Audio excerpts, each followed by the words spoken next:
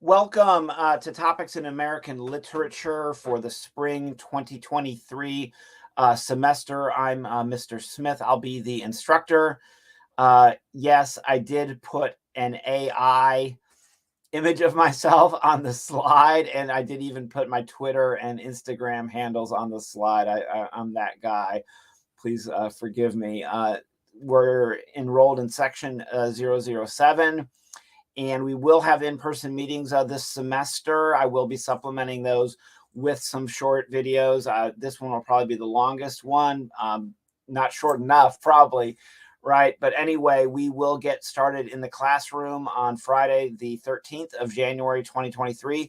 And we'll meet on the days that are designated by the syllabus and course schedule, Monday, Wednesday, Friday, 12 p.m. to 12:50 p.m. Please check the course schedule to make sure we are meeting on a given day.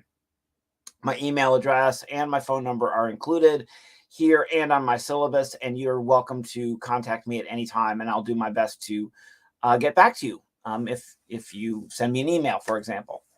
So welcome aboard. I think this is going to be a ridiculously fun experience, as fun as work can be. This is my job. This is your job.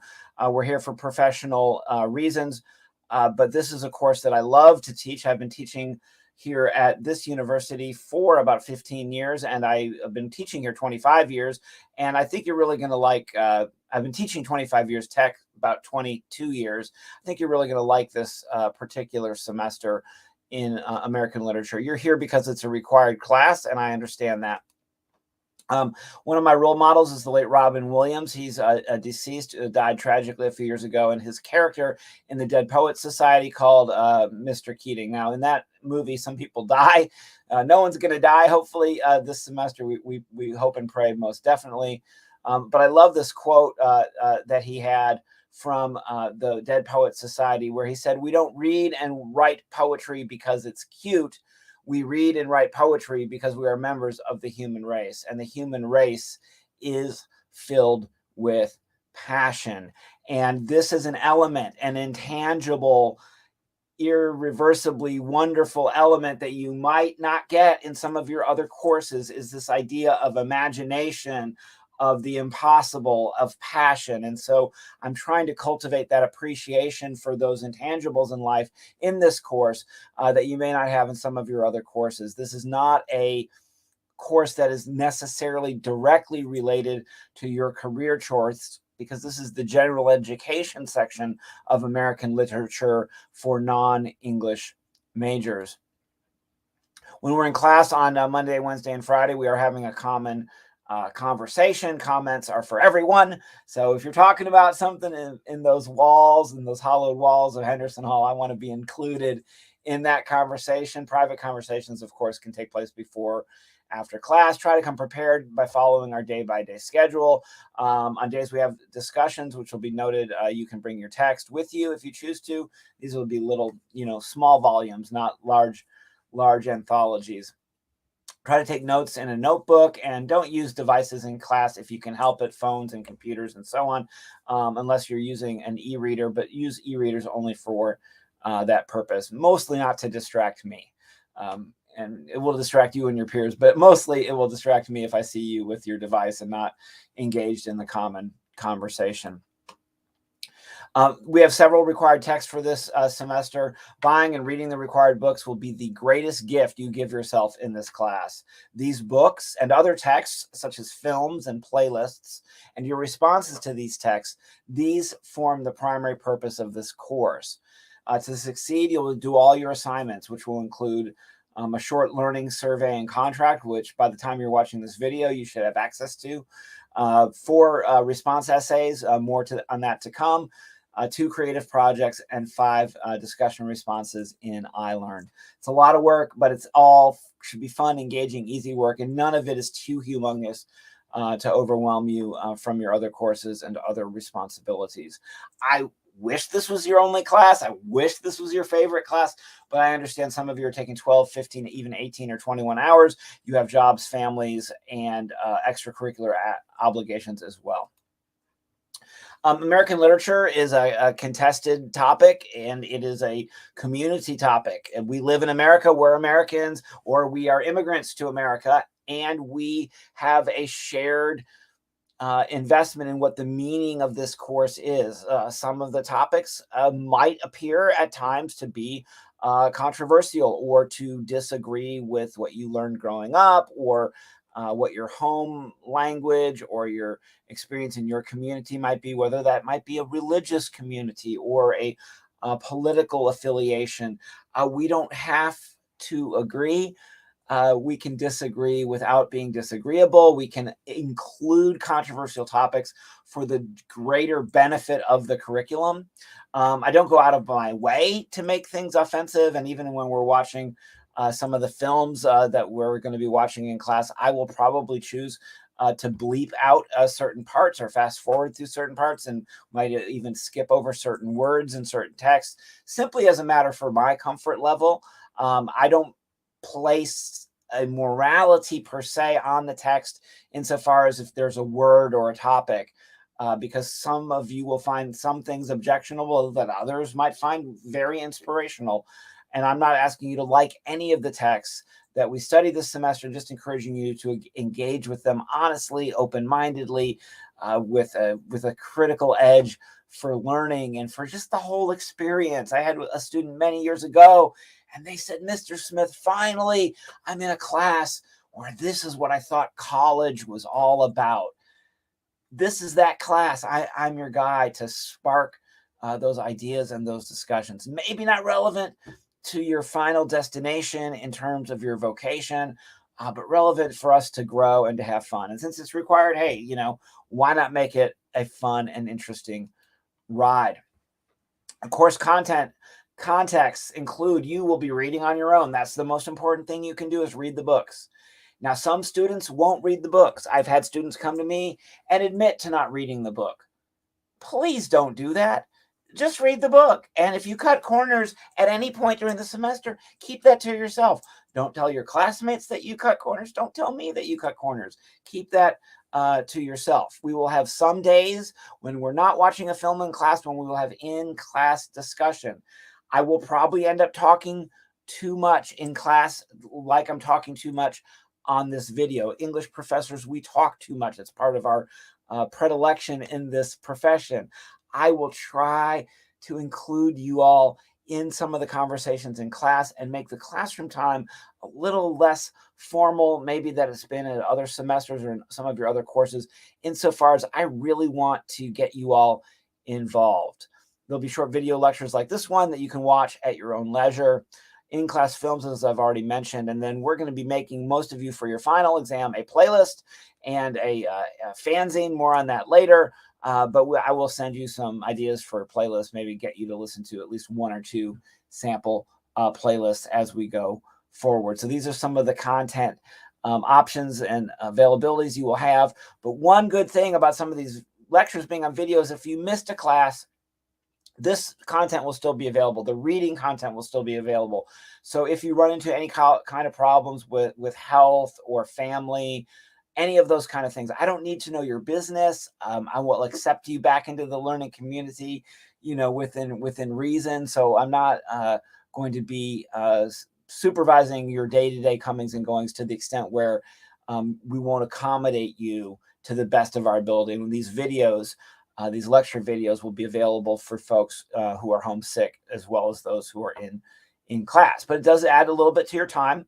And so people might watch these videos while they're at the gym working out. You can, I wouldn't recommend watching them while you're driving, right? But you can be doing other things. Maybe you'll be watching them at home. Maybe you'll put me on the big screen TV and with your friends and laugh at the English professor. I hope you don't do that. And I'm sure you have better Netflix and Hulu to watch without me, but you get the idea. These can be done on your own schedule, on your own time, as it is convenient, most convenient to you.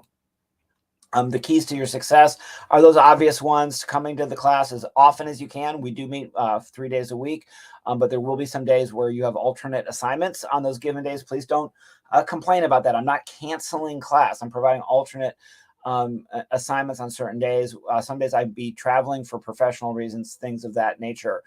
Do the work. There's several assignments. I expect you to attempt all of them. There's no optional assignments. Some of you will have an A++, and you might say, well, Mr. Smith, I've got all the points I need. Can I skip the final? No, you should do the final, even if you have a perfect grade and don't need it for your grade. We're doing these first and foremost for the experience of having tried them, right?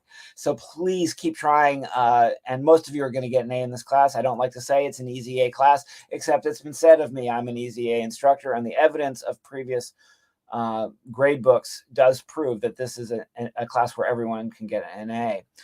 Practicing academic integrity means doing your own work. Because of the way the class is set up, I want you to reveal yourselves, your personalities, your true, honest humanness in your assignments. So I don't need you to go buying papers online or getting, robots to write your papers for you. Yes, there are robots that can write your papers for you. That's a thing now here in the 21st century, year 2023. So we're living in the sci-fi times that we'll be looking at in our last 2 books of the semester. We're living in the future, yo. So please, don't cheat. It's too easy to cheat in an English class. I don't even want to tell you all the ways, but there's a lot of easy ways to cheat in an English class. So just don't do it, not because you're going to get in trouble, which you could theoretically, but do it because you want to be the best you that you can be, and because it's going to be more fun to do the work. You just have to plan ahead to make sure you have time to do the work. That's the only sacrifice that you'll be making for this class, is the time that you spend on it. It's not a sacrifice, because it's not a punishing regimen, and you are all equally eligible and likely to make an A if you attempt all the work. Have fun while doing it. You're here. You got to get in the class anyway. It filled up to 40 people. We had a waiting list. It filled up early in enrollment in the fall. So y'all chose my class at this time for a particular reason that fit your schedule or fit your lifestyle. You have to be here anyway. You want to be here anyway. Let's have a good time together. I'll enjoy getting to know each and every one of you through your writings and through your comments and through your creative projects. Mr. Anderson, I think it was Mr. Anderson in Perks of a Wallflower film based on a novel. Early in the day, he befriends the misfit protagonist of the film, Charlie, and he gives them a book. And he says, this is my favorite book when I was growing up. This is my copy of my favorite book. My copy of my favorite book. And I want you to have it. Now, I used to say when I showed that slide that Paul Rudd was going to play me in the movie version of me. But I don't think they're making one. They're not making a movie version of me. And plus, I'm getting a little too scraggly. I got the COVID hair ever since the pandemic. So, but in any event, I want you to think of this less as a just onerous, terrible work thing. Oh, no, I got to read another book. Oh, no, woe is me.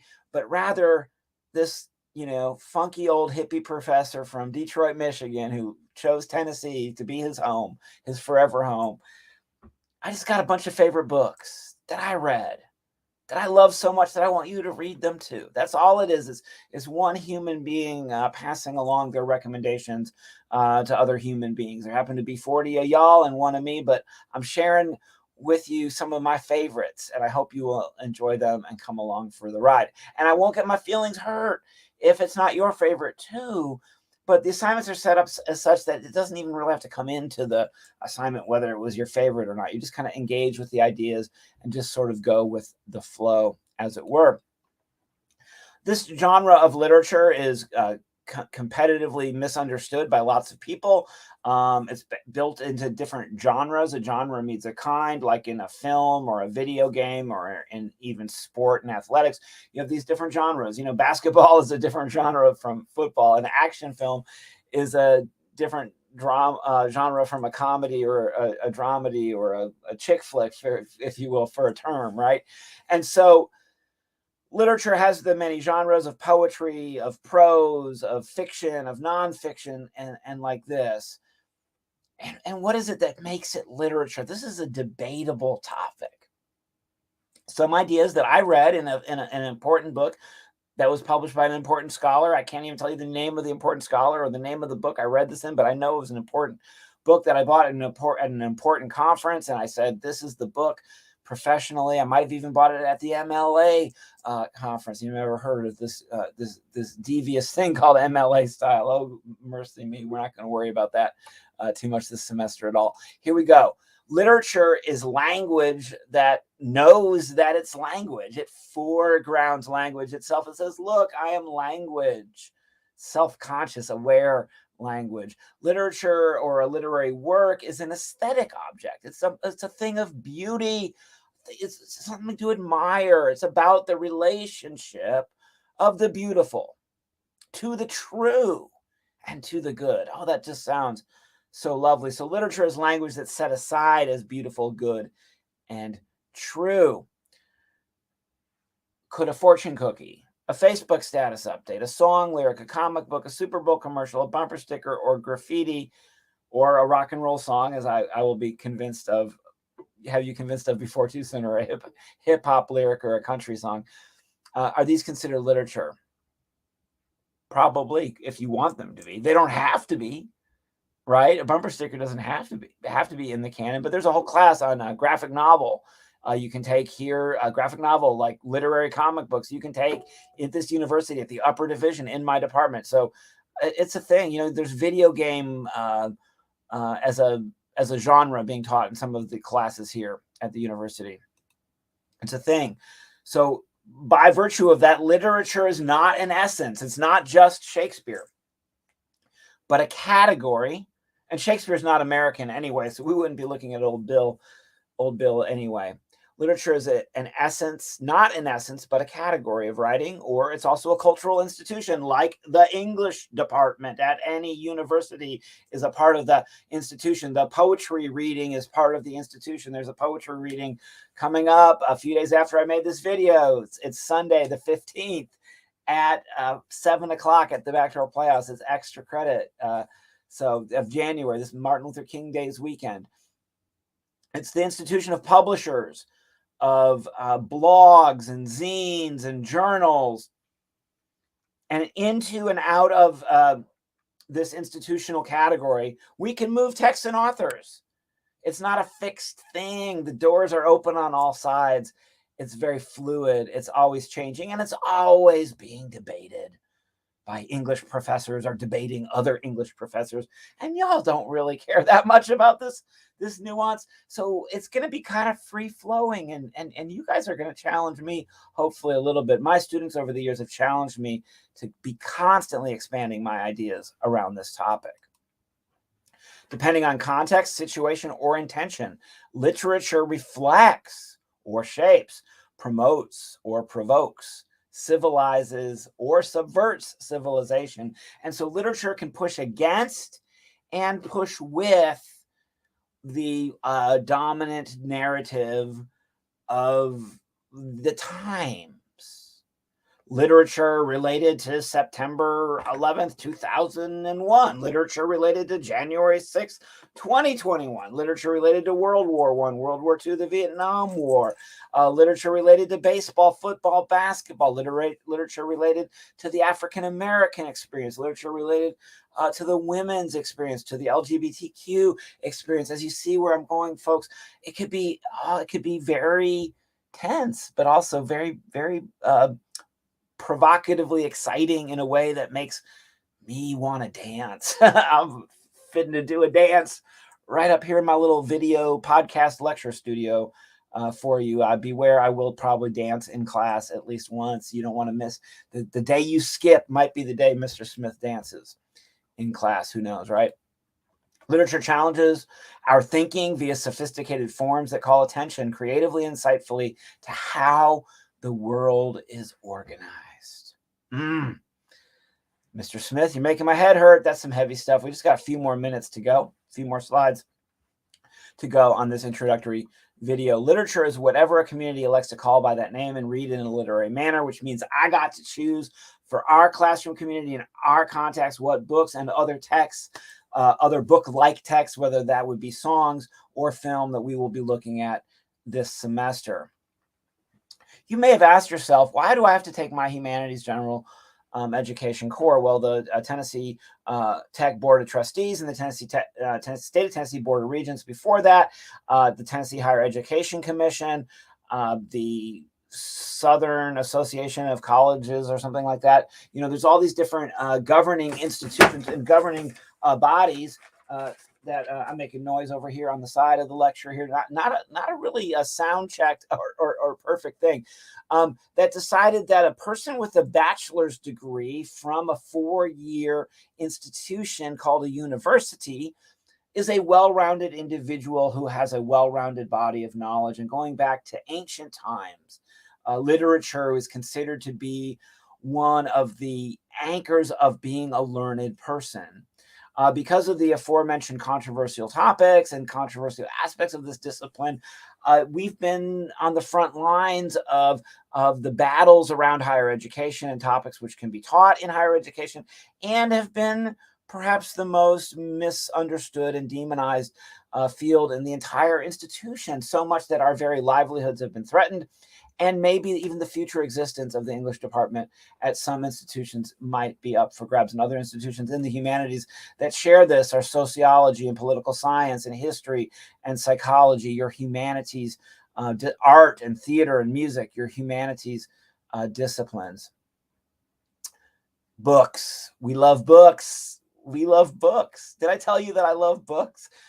And I get to pick which books on that bookshelf behind me and in my large office that I hope you'll come visit me in at least once this semester.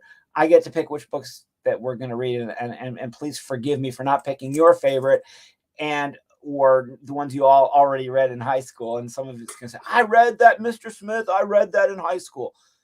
I'm so glad you did. I hope you read it again. I had 7th grade. We read, 8th grade. We read To Kill a Mockingbird, and then I moved to another state. And in 10th grade, we read To Kill a Mockingbird. And I thought, well, I read that in 8th grade. But you know what? It was worth reading again in 10th grade. I should go read it tomorrow. If you've never read To Kill a Mockingbird, we're not reading in this class. You should read To Kill a Mockingbird or see the movie or watch the play. The syllabus and the standards provided for me by Tennessee Tech and all of the other governing institutions include that this class will help us see how American literature reflects the cultures and values of America. Now, that's why I say not culture singular, not values singular, but the plurality of the cultures and values of America. And if you've lived in America in the 21st century, as you all have, growing up under some very contested topics, we don't agree as Americans what those values and cultures are. We simply don't. So you're going to get one version of that.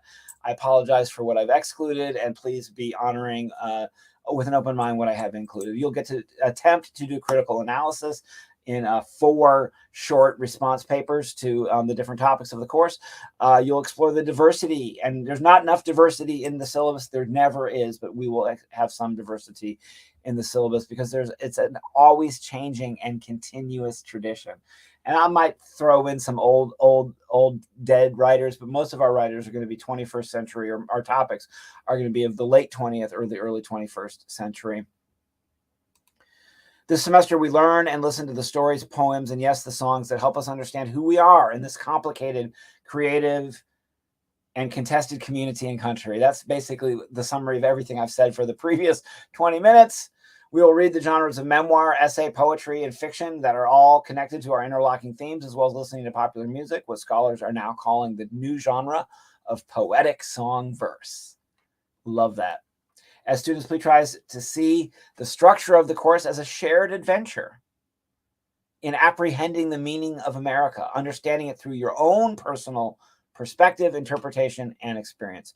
On the assignments, it's all about you. It's not about me, and it's not about catering to what he's looking for. I don't know what I'm looking for. There's an Irish guy, we won't study him because he's an American, who said that I've been known to be a big fan of, said, I still haven't found what I'm looking for.